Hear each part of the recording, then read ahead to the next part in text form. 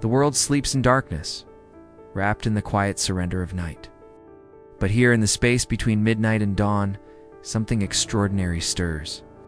The first pale thread of light creeps across the horizon, cutting through shadows like the edge of ancient wisdom itself.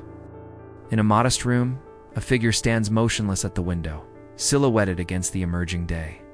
His breathing is steady, deliberate, his eyes fixed on the distance where darkness yields to light. This is not just another morning. This is the forge where mental toughness is born. The cold floor beneath bare feet sends shivers up his spine. But he doesn't retreat.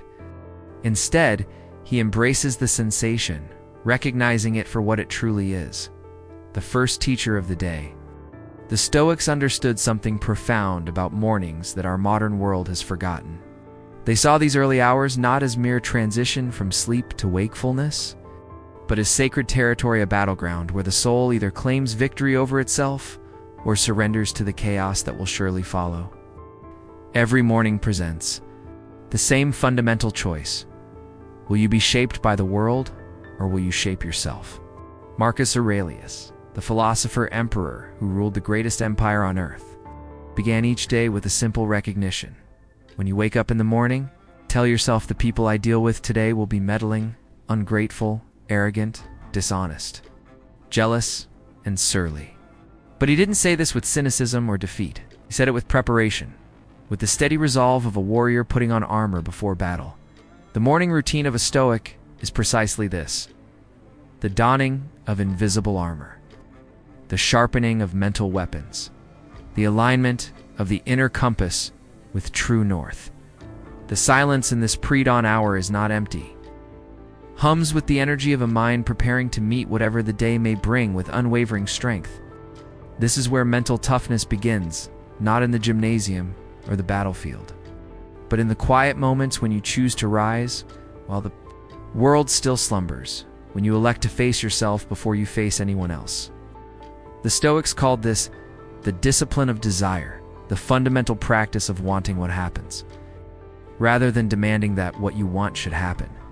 The figure at the window moves now, his footsteps purposeful against the cold floor.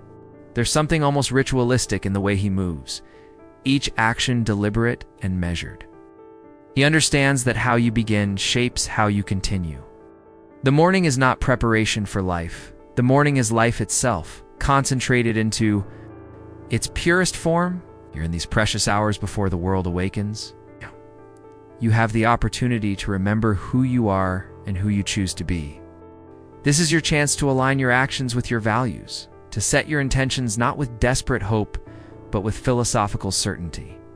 Seneca, the advisor to emperors and the master of practical wisdom, wrote extensively about the power of the morning hour.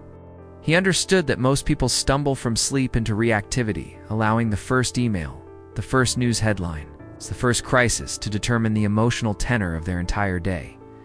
But the Stoic practitioner knows better, as the Stoic understands, that the mind, like a garden, must be tended first thing in the morning, before the weeds of external pressures can take root. Every new beginning comes from some other beginning's end. Seneca reminds us, and nowhere is this more evident than in the daily resurrection we call waking up. The practice begins with breath, not the shallow, anxious breathing of someone late for an appointment, but the deep, intentional breathing of someone who has nowhere to go but deeper into themselves. Each inhale draws in not just oxygen, but possibility. Each exhale releases not just carbon dioxide, but the accumulated tensions and expectations that cling to consciousness like morning fog. This is breathing with purpose, breathing as philosophy in action. The Stoics understood that the breath is the bridge between the voluntary and involuntary, between what we can control and what we cannot. By mastering the breath, we begin to master ourselves in the growing light. Journal and pen appear simple tools for the most profound practice. The Stoic practitioner doesn't write to impress or to remember, but to clarify and to commit. Aurelius kept such a journal, not knowing that his private morning reflections would become the immortal meditations, a guidebook for mental resilience that has strengthened minds for nearly 2,000 years. The journal is where thoughts become visible, where the swirling confusion of emotion transforms into the clear lines of reason and purpose. It's where you ask yourself the essential questions. What is within my control today? What virtues will I practice? What obstacles might arise, and how will I meet them with grace? The words flow onto paper like water finding its natural course. I will practice courage when I face uncertainty. I will choose wisdom over cleverness. I will seek justice in my dealings with others. I will embody temperance in all my desires. These are not mere affirmations or wishful thinking. They are battle plans, strategic decisions made in the calm before the storm of daily life. The Stoic Journal is a conversation with your highest self, a daily renewal of your commitment to living according to nature, according to virtue, according to the fundamental principles that separate a meaningful life from a merely reactive existence. But the morning routine is not purely cerebral. The Stoics were eminently practical philosophers who understood that the mind and body are not separate entities but different aspects of a single, integrated whole. The cold shower awaits that, a shocking immersion that strips away comfort and confronts you with raw sensation. This is not masochism or mere physical challenge, but a deliberate encounter with discomfort that builds what psychologists now call distress tolerance. When you can remain calm and controlled in the face of cold water shocking your system, you develop the capacity to remain calm and controlled when life shocks your expectations. The water cascades down like liquid discipline. Drop a tiny teacher in the curriculum of self-mastery. Your body wants to tense, to resist, to escape. But your mind, trained now in the principles of Stoic acceptance, observes the sensation without being overwhelmed by it. You learn to separate the physical experience from the mental narrative about the experience. The cold is just cold, not good or bad, not something to be feared or conquered, but simply something to be experienced with equanimity. This is practical philosophy at its finest, transforming a simple shower into a masterclass in emotional regulation. Epictetus, who knew suffering intimately as a former slave, taught that we suffer not from events themselves, but from our judgments about events. The cold water doesn't make you miserable. Your resistance to the cold water makes you miserable. When you learn to accept the cold, to work with it rather than against it, you develop a skill that extends far beyond the bathroom. The ability to find peace in the midst of circumstances you cannot change. This is the essence of Stoic mental toughness, not the brittle hardness that breaks under pressure, but the flexible strength that bends without breaking, that adapts without compromising its essential nature. The meditation begins as the body settles into stillness. This is not the meditation of escape or transcendence, but the meditation of presence and engagement. The Stoic doesn't sit to get away from life, but to get closer to it, to develop the clarity and focus that allows for wise action. The breath becomes an anchor, each inhalation and exhalation a return to the present moment, mind-trained. Now, through journaling and cold exposure, settles into a state of alert, calm, aware, but not anxious, focused, but not fixated. In this meditative state, practitioner reviews the day ahead, not with worry, but with strategic planning. What meetings await? What challenges might arise? What opportunities to practice virtue will present themselves? This is not the anxious rehearsal of potential disasters, but the calm preparation of a warrior who knows that readiness is the foundation of effectiveness. Marcus Aurelius called this the view from above, the practice of seeing your life from an elevated perspective, recognizing the temporary nature of all challenges and the permanent importance of character. The morning light grows stronger now, painting the room in gold and amber hues. The world outside begins to stir, cars starting, footsteps on sidewalks, the distant hum of a civilization awakening. But inside this space, there is a different kind of awakening happening. This is the awakening of consciousness to its own power. The recognition that while you cannot control what happens to you, you have absolute control over how you respond to what happens to you. This is the fundamental insight that transforms victims into warriors, reactors into actors, those who suffer life into those who sculpt life according to their highest vision.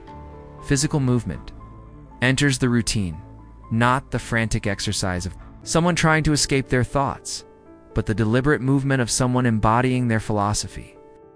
Each push-up is a commitment to discipline. Each stretch is an acceptance of limitation and an exploration of possibility. The body becomes a tool of the will, trained to serve the purposes of a mind aligned with virtue. The Stoics understood that physical discipline and mental discipline are inseparable, that the person who can control their body in service of their values is well on their way to controlling their emotions, their reactions, their very destiny. The mirror reflects more than just a physical form. It reflects the result of conscious choice, repeated daily, accumulated over time into something approaching wisdom. This is not narcissistic self-admiration, but honest self-assessment. The eyes that look back have been educated by difficulty, strengthened by discipline, clarified by purpose. This is the face of someone who has learned to be comfortable with discomfort, someone who has developed the rare ability to remain calm in the center of any storm. Time passes differently in this morning sanctuary. Minutes feel like hours of deep experience, while hours seem to pass in moments of focused attention. This is what psychologists call flow state, the condition where challenge and skill are perfectly balanced, where self-consciousness disappears and performance naturally excels. But the Stoic practitioner knows this state by a different name. They call it living according to nature, existing in harmony with the fundamental principles of the universe, acting from character rather than reacting from circumstance. The breakfast that follows is not just fuel for the body, but nourishment for the soul. Each bite is taken with awareness, with gratitude for the countless hands and forces that brought this food to this moment. This is not the mindless consumption of someone rushing through life, but the mindful appreciation of someone who understands that every meal is a gift, every moment of nourishment, an opportunity to practice thankfulness. The Stoics knew that gratitude is not just a pleasant emotion, but a powerful practice. That the person who can find reasons to be grateful in any circumstance is the person who has mastered the art of contentment. Reading follows not the consuming of information, but the digesting of wisdom. The words of ancient philosophers come alive in the morning light, their insights as fresh and relevant as if they were written yesterday. Marcus Aurelius speaks across the centuries, "Very little is needed to make a happy life. It is all within yourself and your way of thinking." These are not pretty words for decoration, but practical tools for construction, the construction of a life worthy of the brief time we have been given to live it. The books become mirrors, reflecting back the eternal struggles and solutions of human consciousness. Seneca's letters feel like personal correspondence from a wise friend. Epictetus's discourses read like strategic briefings for the battle of daily life. These ancient voices remind us that every generation faces the same fundamental challenges: how to be brave in the face of fear, how to be wise in the midst of confusion, how to be just when others are selfish, how to be moderate when the world encourages excess. The solutions they offer are not outdated but timeless, not theoretical, but intensely practical. As the morning routine nears completion, there's a final moment of standing at the window, the same window where this journey began, but now occupied by a different person. External scene may look identical, but the internal landscape has been transformed. The figure who stands here now is not the same as the one who arose in darkness. This person has been shaped by intention, strengthened by discipline, aligned with purpose. The mental armor is in place, not as protection against life, but as preparation for full engagement with whatever life may bring. The world outside pulses with activity now. People rush to meetings, check phones frantically, react to the first crisis of the day with the same emotional intensity they might reserve for genuine emergencies. But the Stoic practitioner moves differently through this chaos. There's a calm confidence in their step, a steady presence in their manner. They have done the inner work that allows for outer effectiveness, have tended the garden of consciousness. That will bloom throughout the day in the form of wise choices, measured responses, and appropriate actions. This is what mental toughness actually looks like. It's not the aggressive hardness that attacks every obstacle, but the intelligent flexibility that navigates around some barriers, removes others, and accepts those that cannot be changed. It's the toughness of water, which seems soft, but can carve through stone given enough time and consistency. It's the toughness of the oak tree, which bends in the wind but remains rooted in fundamental principles. The morning routine is complete, but its effects will ripple throughout the day like stones thrown into still water. Every decision will be informed by the clarity gained in those early hours. Every challenge will be met with the strength cultivated in the quiet dawn. Every interaction will be guided by the values clarified through reflection and reinforced through practice. This is the compound interest of consciousness, small daily investments in self-mastery that accumulate over time into lives of extraordinary meaning and effectiveness. The Stoic morning routine is not about perfection, but about progression. It's not about becoming invulnerable, but about becoming more skillfully vulnerable, more able to engage with life's difficulties without being overwhelmed by them, more capable of experiencing life's pleasures without being enslaved by them. It's about developing what Nassim Taleb calls anti-fragility, the quality that allows something to get stronger under stress rather than merely surviving it. Each morning offers the same invitation. Will you sleepwalk into reactivity, or will you consciously choose your response to life? Will you be shaped by circumstances, or will you shape your character? Will you live by default, or will you live by design? The morning routine answers these questions through action rather than analysis, through practice rather than theory, through the accumulation of small moments of conscious choice that eventually constitute a consciously chosen life. The ancient Stoics understood something that our modern world desperately needs to remember: that happiness is not a feeling but a practice. Its strength is not a gift but a skill. That wisdom is not knowledge but applied understanding. They knew that the person who masters the morning has taken the first crucial step toward mastering life itself. They recognized that external circumstances will always be mixed, some pleasant, some difficult, most simply neutral, but that internal circumstances can be cultivated, developed, and directed through conscious effort and philosophical practice. Standing now in the full light of morning, the practitioner is ready not because they know what will happen, but because they know who they are and how they will respond to whatever happens. They have equipped themselves not with answers to every possible question, but with principles for approaching any question that might arise. They have developed not invincibility, but adaptability. Not certainty, but wisdom. Not control over outcomes, but mastery over responses. The city awakens fully now, a symphony of human activity and ambition. Traffic flows like rivers of intention. People move with purpose toward their various destinations. The great human project of civilization continues its ancient dance of creation and destruction. Into this swirling complexity steps the Stoic practitioner, not as a passive victim of circumstances, but as an active agent of conscious choice. It's not as a reed blown by every wind, but as a tree firmly rooted in virtue, flexible enough to bend, with necessity, but strong enough to stand for what matters most. This is the gift of the Stoic morning routine. It transforms you from someone who happens to be awake into someone who is awakened, from someone who merely exists into someone who truly lives. It offers not escape from the human condition, but full engagement with it. Not protection from life's difficulties, but preparation for meeting them with grace and wisdom. Most importantly, it provides what every human soul secretly craves: the knowledge that you have done everything in your power to become worthy of the life you have been given. The morning light streams through the window now like liquid gold, illuminating not just the room but the possibility that lives within conscious choice, repeated daily, accumulated consistently, applied practically. This is where mental toughness begins, not in the gym or the boardroom, but in the quiet moments when you choose growth over comfort, discipline over ease, consciousness over reactivity.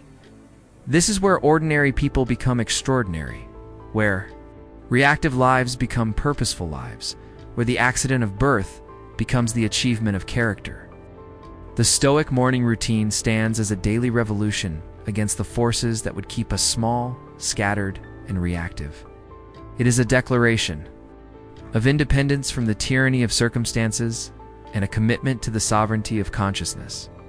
Every morning offers the same profound opportunity to begin again, to choose again, to become again the person you are capable of being. The question is not whether you will face challenges. Today you will. The question is whether you will meet them as a Stoic, grounded in virtue, armed with wisdom, and committed to the magnificent task of living a life worthy of the brief time we have been given to live it.